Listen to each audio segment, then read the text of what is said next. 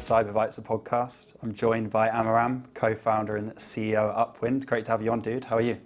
Thank you, Stefan. I'm doing great. How are you doing? I'm doing well. Busy week with RSA. As the folks know, we're recording at RSA this week. How are you finding things? You know, RSA is a very special conference. It brings everyone together to San Francisco, and everything is happening in this 8 blocks here. Yeah, it's a weird bubble, isn't it? It's so crazy. And do you guys have a booth this week? We do. You do? Cool. Are you Startup Expo or are you main booth downstairs? Exhibitor. Oh, cool. Yeah. Okay, nice. Well, look, the way I want to start the podcast is just give the audience an introduction to who you are and also the problem that Upwind solves. All right, so my story begins in the Israeli military. Okay. I was part of a unit that's responsible for the cloud infrastructure of the military. Okay. So think about like the AWS of the organization. Okay. So we were building the data centers and operating the data centers and basically running the most critical infrastructure of the entire military. This really taught us a lot about what is cloud, what's like behind cloud, IT, infrastructure, security. And then from there, moved to, as part of my academic studies, started a project about optimizing cloud infrastructure for pricing. Okay. And I started a company called Spot.io. Okay. It was a very unique Cinderella story where investors told me it's a terrible idea.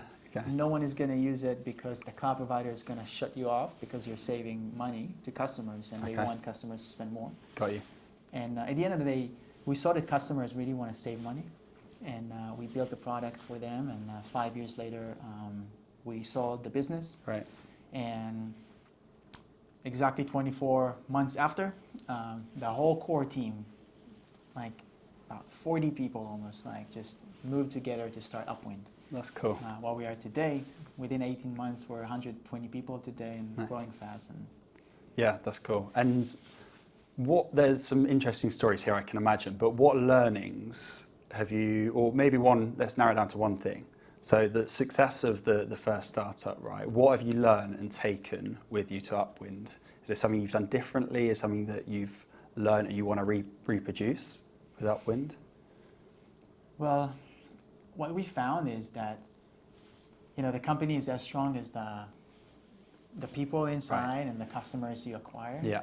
And we've invested a lot in creating hiring the best people, but like hiring for culture and not for skills. Yeah. So we created a unique culture principles in the company, what we believe in. Like, we're very fanatic on customer experience, very fanatic on moving fast, very fanatic on certain things, and we want to hire people that are very close to that DNA. Yeah. Because these are the things that you really can teach. Yeah. You either you're part of it or you're not. Yeah. And here at Upwind, what we're doing differently is first of all, we're really adopting the same principles. And the second thing that we changed is the bar to get into Upwind is much higher. Nice. Because whenever we went back and we thought about the mistakes we've done as a company, it was always in the hiring process. And right now we're really improving that and really making sure there is an amazing fit. A quick one here from Oliver, one of the co-founders of Aspiron Search. Our CyberBytes podcast showcases the security ecosystem's most exciting companies, but we do much more. Our talent solutions give security vendors the competitive advantage by building high-performing go-to-market and technical teams globally. If you're looking for your next role or need to hire the best talent in this competitive market, then reach out to us directly via our info@email in the show notes. Let's get back to it. Fine tune it. I relate it to sports teams. So I'm a big football fan, right? And look at the most successful football teams if you follow football. The culture and the people, the hiring process is literally key to that. So it's very interesting that you said that. And talk to us more about Upwind then. Who are you guys? What do you do? Generally speaking of football, what was Real Madrid doing today? I didn't know the result. What was it? I don't know. So we need to check. we have to check. Yeah, we'll do it after. But yeah, Upwind. Let's talk about Upwind. So Upwind is a cloud security platform focused on runtime security. Yeah. And I'll explain. It's Upwind provides set of capabilities to secure the cloud infrastructure end to end, and that falls into 3 buckets. Yeah. One bucket is general cloud security, like identity management and vulnerability management and external exposure and risk assessment of Yeah. cloud and everything that you run in the Yeah. cloud as a platform as a service. And then the second bucket is what's called workload security. Okay. Is I have an AWS account, I have a Google account, and then I spin up machines, I spin up containers, I spin up virtual machines, and I run something there. Yeah. And this is where it's involved like network security and Got you. and processes and what's running there and threat detection and things that are happening in real time, which Yeah. is becoming like really important piece. And then the third category is the application security, is what's running on top of these workloads, like the APIs and understanding like which APIs you're exposed to the world and how Yeah. people can possibly manipulate them. Yeah. And all these set of capabilities, this is what we define as the cloud security platform. Very interesting. And you mentioned runtime, right? That seems to be quite hot and talked about at the moment. Talk to us more about like runtime and what you see or what you're seeing around runtime specifically. So we're seeing that runtime is really the connecting tissue across all of these things. Yeah. Because at the end of the day, like you can have a lot of theoretical risks, a lot of theoretical problems. Right. But runtime is really what's running, what's happening, who's doing what, and when. And then when you apply this information across all of these like risk assessment tooling that you have, Yeah. you're going to get to the truth, to the reality. Yeah, yeah. Okay, very interesting. And future looking then. So Upwind, you guys sound from the outside, it sounds like you're doing very well. Clearly you have a very solid process internally. What does the next 6 to 12, maybe beyond months look like for you guys? So it's a combined of two things. One is we're a new company, Yeah. 18 months in the business, so we're still catching up with some capabilities that customers must have in their cloud security. Yeah. Like the way to scan for risks and to cover AWS, between AWS, Google, and Azure, there's hundreds of different services that they use, and we want to cover all of them and to have a meaningful way to give customers a very filtered way to watch their risk. Sure. That's one. And second, we're working on the next generation features that customers need in their like security. Yeah. Like taking API security to the next level. Yeah. Taking network security in the cloud to the next level. Yeah. Taking the visibility that security team have to the next level. And this is our roadmap. Yeah, and what challenges do you see that customers are facing? You probably had conversations this week, right? What are you hearing from CISOs? What are you hearing in the cloud security space that companies are suffering from at the moment? So, well, it's if you think about it, cloud security has really begun around 2015, 2016, like really become like a thing. And then we saw like multiple like vendors providing point solutions. And then if you think about customers today, they use a lot of point solutions, and they want to stop using like many point solution and move to one platform. They Sure. want to stop buying solutions and buy a platform. And I see that as a a continuous something that is top of mind. Is like they want to standardize and they want to replace many things with one thing. Yeah. Which is this is how they think about it, and this is how they test things. They test things like on the breadth and Yeah. how deep it is. Yeah, nice. And cloud security then, it's still very new. It seems like everyone's moving from on-prem to cloud, right? How do you see maybe the next 12 months playing out within that space? What do you see? Is there certain trends or insights that you're seeing that could be more prominent? So I think here it's the world is like keeping up on that trajectory of moving from on-prem to the cloud. I don't think it's going to be only cloud or only on-prem. It's going to be a very versatile and heterogeneous world. But what we're going to see, like the problem is going to be, it's like you have a lot of services, they're all interconnected. The cloud is providing a self-service model. Yeah. And every person in your company can spin up infrastructure and different type of infrastructure. And then you as a security team, you'll have to know how to secure it. Right. And I think like in the next 12 months, like the biggest question for security teams and the people from the left, the developers, the people from the right, the DevOps, is not how they just surface risk and stop the business, is how they understand the risk and enable the business. Yeah, interesting. And it sounds like you guys, there's some developments happening internally, right? Some exciting things that are happening. Talk to us more about that.